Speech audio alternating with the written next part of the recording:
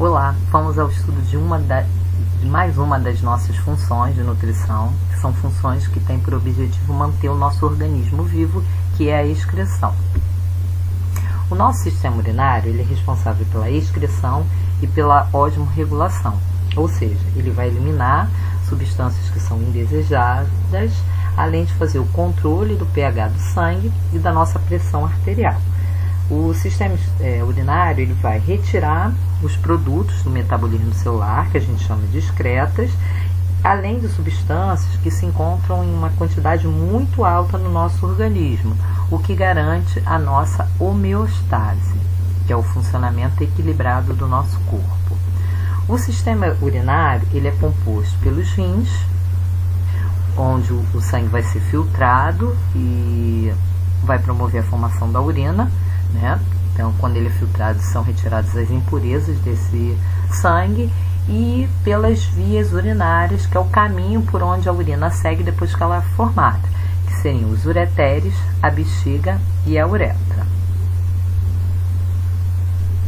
Bom, nessa imagem a gente vê a constituição do nosso sistema urinário, lembrando o seguinte: às vezes o sistema urinário ele é chamado também de sistema excretor.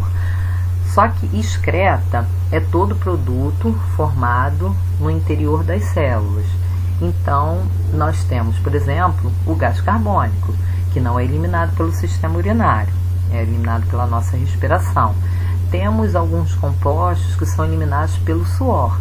Então, o sistema urinário é mais um dos componentes do sistema excretor, né? Nós temos outras estruturas que também permitem a excreção. E outra coisa, as fezes não são consideradas como excretas, porque as fezes são material que não foi aproveitado dos alimentos. Então, eles não chegam às células, então não podem ser considerados como excretas. Então, aqui no sistema urinário, a gente observa os rins, né? Nós temos dois rins localizados na cavidade abdominal, na região posterior, e que são responsáveis por filtrar o sangue, retirando dele tanto o excesso de água, de minerais e de ureia, e promover a formação da urina. Esse órgão é altamente vascularizado, mas nessa imagem a gente vê dois vasos principais: o vaso por onde o sangue chega ao rim, que é a artéria renal, e o vaso por onde o sangue sai, que é a veia renal. Temos os dois ureteres. Esses ureteres são esses tubinhos, né, que partem dos rins e que vão levar a urina até a bexiga, que é esse órgão muscular que vai armazenar a urina até o momento da sua eliminação. A uretra, esse tubo condutor de urina para o exterior do corpo. Aqui a gente já tem uma imagem do rim, um corte, onde a gente vê que ele é revestido por uma cápsula renal que vai dar proteção a esse rim, e vemos duas regiões que constituem os rins, duas regiões bem nítidas. Essa mais externa, mais clarinha aqui, que corresponde ao córtex renal, é a região onde se encontram os néfrons, que são as unidades filtradoras dos rins. E temos essa região mais interna, que é mais escura, que constitui a medula. Nessa medula a gente vê a presença dessas estruturas que são as pirâmides, que vão ser responsáveis pela coleta da urina depois que ela é formada, né, dos néfrons, que se localizam nessa região. Então eles coletam a urina para levar até o ureter.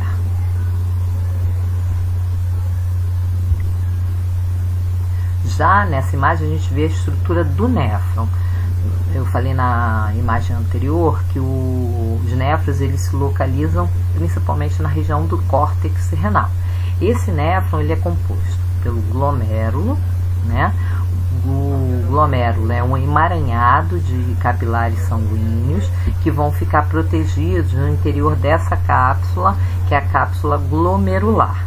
E temos também o túbulo renal. O túbulo renal, ele, de acordo com a região, ele pode receber nomes diferentes, né? Túbulo contorcido proximal, túbulo contorcido distal, alça de Henle e túbulo coletor. Bom, a urina ela é formada basicamente em 3 etapas, que ocorrem em partes diferentes dos rins. Então, a primeira etapa se chama filtração, ocorre na cápsula glomerular.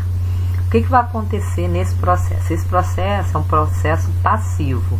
Então, nós vamos ter a saída do plasma, do glomérulo, que cai, né, como a gente pode ver aqui nas setinhas, para a cápsula. Isso ocorre porque o sangue ali nessa região está passando com alta pressão. O líquido que é formado, né, já que, embora passe uma parte do plasma, não vai passar, por exemplo, proteínas, nem vai passar os elementos figurados. Então, esse líquido que é formado, que a gente chama de filtrado glomerular, como está aqui, ele é composto não só de substâncias que são tóxicas, como é o caso da ureia e do ácido úrico, mas ele contém ainda substâncias que são úteis ao nosso corpo, né? Aminoácidos, vitaminas, minerais, água. Então, num segundo momento, né, numa segunda etapa, que é a etapa de reabsorção, nós vamos ter justamente isso, que é a reabsorção dessas substâncias, que são substâncias úteis ao nosso corpo. A segunda etapa, que é a etapa de reabsorção, ocorre no túbulo néfrico. Então, o excedente de água e as substâncias úteis, elas vão ser reabsorvidas. E a última etapa é a etapa de secreção. Na secreção, algumas substâncias vão estar no sangue, mas elas ainda são indesejáveis. Então, ao nosso organismo. Então, elas vão ser reabsorvidas pelas células do túbulo contorcido distal. É o caso da amônia e do ácido úrico, por exemplo. Então, após a passagem por esse túbulo néfrico, a urina está formada e ela vai ser conduzida até os ureteres, que vão levar até a bexiga, onde essa urina vai permanecer até o momento da sua eliminação. A produção de urina ela é controlada por controle hormonal, né? Nós temos a aldosterona, que é produzida pelas suprarrenais, que ficam localizadas acima dos rins, que vai promover a reabsorção de íons, devolvendo esses íons à corrente sanguínea. E temos o hormônio principal, que é o ADH, que é o hormônio antidiurético. Esse hormônio é produzido pelo hipotálamo e ele é secretado pela neurohipófise. O ADH ele é responsável pela reabsorção de água pelo nosso corpo. A inibição na produção desse hormônio provoca a doença que é a diabetes insípidos, que é caracterizada por uma diurese intensa. O consumo de bebidas alcoólicas também inibe a produção desse ADH. Então, a gente vai ter uma reabsorção menor de água, fazendo com que a urina ela tenha uma quantidade maior de água. Por isso que a pessoa que bebe, ela costuma ir mais vezes ao banheiro, né, para fazer xixi. Ela sente mais vontade de urinar. E essa quarta etapa que está mostrando aqui é a etapa de excreção, ou seja, a eliminação da urina. Vamos falar um pouquinho sobre doenças relacionadas ao nosso sistema urinário. Então, primeiro, os cálculos renais, né, que são bastante frequentes. Eles podem se alojar não só nos rins, mas também nos ureteres e na bexiga. Estão relacionados à alta concentração de sais, principalmente de cálcio, no nosso organismo. Aqui tem uma imagem, né, desses cristais, né, desses aglomerados de cristais. Bom, o cálculo renal geralmente é formado por 10% de ácido úrico e entre 70% e 90% de sais, principalmente de cálcio, né? Eles são aglomerados de cristais, como eu falei, que ficam no sistema urinário. A causa pode ser tanto alterações anatômicas ou infecção no sistema urinário, uma predisposição genética, o alto consumo de sais, como sais de sódio e proteínas de origem animal, e pouca ingestão de líquido pelo nosso organismo. O diagnóstico é feito por radiografia ou ecografia abdominal. Esses cálculos eles são mais frequentes nos homens, na faixa entre 20 e 40 anos de idade. E alguns fatores podem ser considerados fatores de risco. É o caso do histórico familiar, nós vimos que tem predisposição genética, né?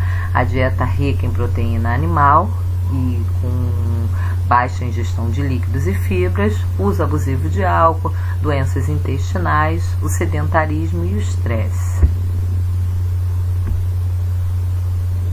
Outra doença bastante comum é a cistite, né, que é uma inflamação na bexiga urinária. O doente ele pode sentir dor na bexiga, logo acima da região pubiana.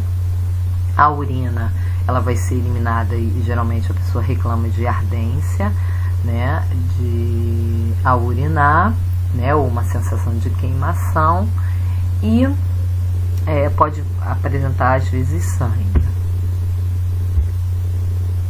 Bom, alguns cuidados com o nosso sistema urinário. O dia 10 de março é o dia que é comemorado o dia do rim. E nós vimos que fatores genéticos, uma alimentação desequilibrada e fatores ambientais interferem no bom funcionamento do nosso sistema urinário, né? Já vimos os fatores de risco, né? Algumas doenças como diabetes, hipertensão, obesidade, e o histórico familiar, onde se tenha um histórico de doenças renais. Algumas medidas simples, elas auxiliam nesse bom funcionamento do sistema urinário, que seria o controle da dieta, evitando o consumo exagerado de sais minerais, principalmente de sal, né, de carnes vermelhas, né, proteínas de origem animal e de gorduras. Evitar o excesso de peso, atividade física regular, não fumar, controlar a tensão arterial e diabetes e evitar o uso de anti-inflamatórios sem indicação médica, desculpa. Bom, chegamos ao final de mais uma aula. Espero que estejam todos bem. Um grande beijo e até a próxima.